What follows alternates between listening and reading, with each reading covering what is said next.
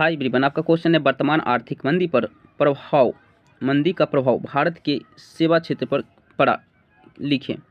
देखिए, वर्तमान मंदी के कारण सेवा क्षेत्र काफ़ी प्रभावित हुआ।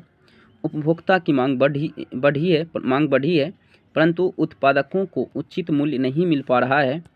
इन उत्पादकों को लागत मूल्य से भी कम आय प्राप्त हो रहा है। यही कारण है कि विकसित राष्ट्रों से तकनीकी वैज्ञानिकों को छटनी कर रोजगार से मुक्त करा दिया गया।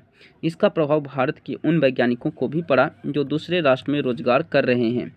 उत्पादकों को उत्पादन क्रिया शिथिल करना पड़ गया। अत्यधिक घाटे के कारण विकसित राष्ट्रों में आत्महत्या करने जैसी घटनाएं होने लगी। कई वित्तीय संस्थाओं को अमेरिका में अपनी सेवा बंद कर देनी पड़ी।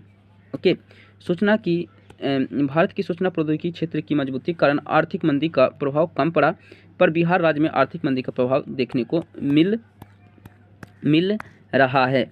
हमारे राज्य की जो इंजीनियर यानी अभियंता मंदी पड़े राष्ट्र में बेरोजगार थे, उन्हें वहां से निकाल दिया गया है। फलस्वरूप नए रोजगार हासिल करने की आवश्यकता आ गई। नए राष्ट्रों से जो आय हमारे देश में आता था वह घट गया है। मंदी की वर्तमान दौर में इस बात की आवश्यकता होने लगी कि बिहार में कृषि और कृषि जन उद्योगों को अत्यधिक मजबूत बनाए जाए।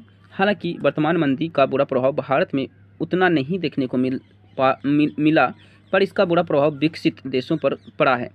भारतीय पूंजी बाजार की मजबूती, मानवीय श्रम की उच्च दक्षता एवं विशाल श्रम शक्ति के कारण यह आशा व्यक्त किया जाने लगा है कि 21वीं शताब्दी में भारत विकास की उच्चतम सीमा पर पहुंचकर विश्व के अत्यधिक विकास राष्ट्रों की श्रेणी में आ जाएगा। ठीक है, so thank you, like share and subscribe. So thank you.